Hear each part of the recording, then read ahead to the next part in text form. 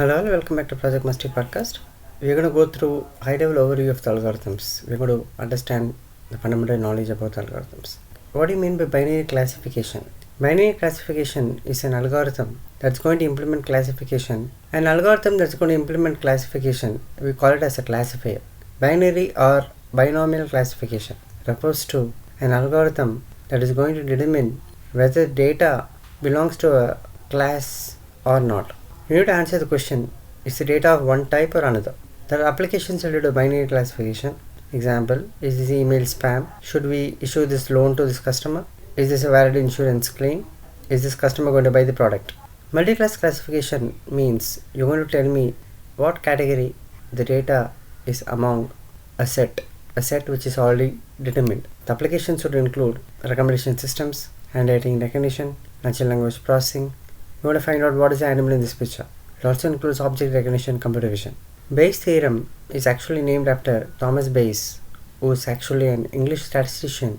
Bayes' theorem is going to describe the event probability and based on the prior knowledge of conditions that are related to the event. This approach is very much useful when you want to make simple predictions about future data, which is actually based on past data. What do you mean by Bayesian classifier? Bayesian classifier is a machine learning approach. It's an algorithmic approach that's going to use the statistical Bayes theorem and you use them for making simple classification. The simple classification will also be effective. Bayesian classifiers is an algorithm related to classification. It's a simple classification algorithm. You'll be able to quickly build machine learning models. You'll be able to make very fast predictions.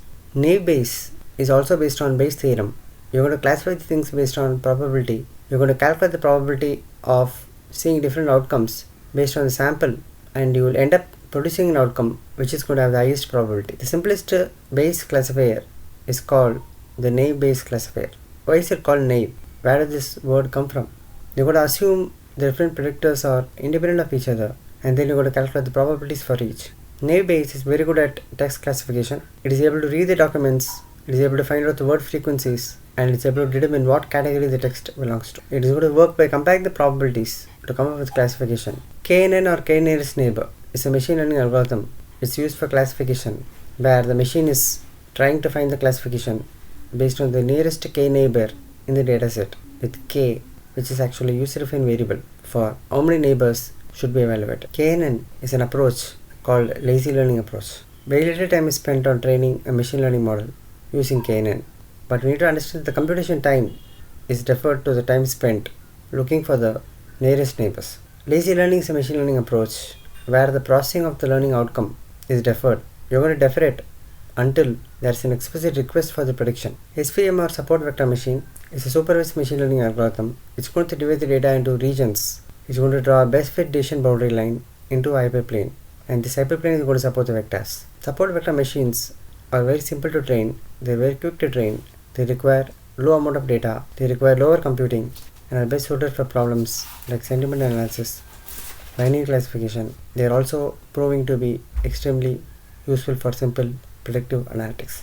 Kernel method is a technique where you want to reduce the complexity of the ML algorithms. Support vector machine algorithms are complex that can use basic functions like kernels, where you are able to map the input data into a different dimensional space. You're going to end up adding dimensions. You're not going to reduce them, thereby allowing classification techniques such as linear classifiers to be applied to nonlinear problems, where you're going to map the nonlinear data into a higher dimensional space. SVM algorithms will use lines and hyperplanes, and the category gets divided. SVM algorithms benefit significantly from kernel approach. Decision tree is a machine learning algorithm where the data is going to get classified into different categories in a particular structure, which is a tree-like structure, which will have branches and leaves. Decision tree is created algorithmically. It is not created by human. Decision trees are very popular for their simplicity. Another important fact, decision trees do not rely on large amount of training data. They do not require significant computing power. Decision trees were considered the state of art before neural networks came to picture, and they were extensively used during expert systems. Decision trees are very good at learning from structured data. They are very good at learning from tabular data. Decision trees are very easy for computers since they are going to follow programmatic flow. They are capable of handling numeric data, they are capable of handling category data, and it is also explainable, white box. Great for decision making. Decision trees form the basis for expert system. They are also fast with large datasets. But the disadvantage is they can get complicated. Very quickly they can get complicated and it's going to be hard to maintain. And there's always an overfitting risk here. Generalizing too much based on limited data. It's not going to be great when it comes to predicting due to errors that can be noticed on unfamiliar data. It's not particularly suited for image recognition. Ensemble models is an approach to machine learning. You're going to combine the results of multiple different models which are trained on same data so that you're able to achieve better, more accurate results. Even with same data and algorithm, the differences in training, the differences in configuration can result in different model generalization performance. You're going to combine the multiple models together to come up with a single prediction output. By combining the responses, this will give a better performance than a single model that will have errors. Ensemble models will result in very good performance. You're able to make better predictions and achieve better performance. It is also going to result in robustness. Ensemble is going to reduce the spread or the dispersion of the predictions and the performance of the model. Random forest is also an algorithmic approach. It's going to use constructing in combination of multiple randomly generated decision trees to generate a machine learning model. And this machine learning model that's been generated will have better aggregate performance than a single decision tree. Multiple trees get created and you average or ensemble the results. It's going to solve the problem of deep trees, which is nothing but overfitting training data. You're going to average the multiple trees together, which are trained on different parts of training data. You're going to select the data and even some of the features to be used at random. A machine learning algorithmic approach that's going to combine on ensemble decision trees so that it's going to boost the overall performance and the model accuracy. This is where boosted trees comes in. You're going to build boosted trees wherein you're going to build a new tree which is going to focus on the errors of the previous. You're going to take a weighted sum of the trees rather than adopting an average.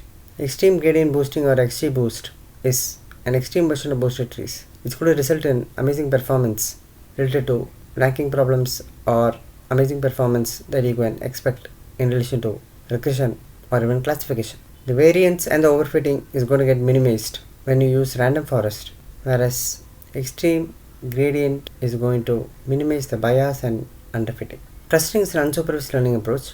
It's going to use machine learning to automatically identify the groupings and the data related to it. The machine is going to find data groups such that the objects in the particular group are most related to each other and the most unrelated to other groups. K-means is an algorithm where you're going to provide clustering, especially used for unsupervised learning. The data is being partitioned into clusters based on the nearest mean, which is actually an average or centroid. K refers to a user-defined variable. This variable is going to determine what are the number of desired clusters for the dataset. This is a fast approach for clustering. K-means will work very well on moderate sized datasets. GMM or Gaussian mixture model is a type of machine learning algorithm. It's used for cluster. It's used for data classification based on bell curve or probability distribution. It's easy to train and it performs clustering or classification tasks. It is also called as mixed membership. Something can belong partially to one cluster or classification and another. K-means is a special case of GMM in which each cluster's covariance along all dimensions approaches 0. Principal component analysis or PCA is an approach that's going to reduce the number of variables. It's going to reduce the number of features in dataset to be used for training a model. At the same time, it's going to keep as much information as possible. Variables are transformed into a new set of variables called principal components, which is nothing but a linear combination of original variables. These principal components are then going to get arranged so that the first principal component is going to account for the most of the possible variation of origin data, and each additional component will comprise of the possible variance which will be the highest possible variance. When you follow this approach, you can see which aspects of data is going to create the most impact and which aspects will create the least impact, and you are going to end up removing those features or dimensions that have the least impact. You want to discover patterns of many dimensions, you go with T-distributed stochastic neighbor embedding, which is TSNE. You're going to take a complex dataset with many dimensions and it's going to project them into 2D representation, it's going to project them into 3D representation, but at the same time it's going to preserve the structure, or we call it as a pattern which is related to the origin dataset. It is extremely good for finding patterns in multi-dimension data. When we talk about dimensionality reduction, when we talk about unsupervised image clustering, when we talk about voice clustering, speech clustering, this algorithm plays a very important role here. Moving on to regression. Regression is a statistical approach. It's going to create a function. Based on function, you have to predict a specific number. You're going to predict the relationship between the input data and the output data. This is a statistical technique. It's a mathematical technique.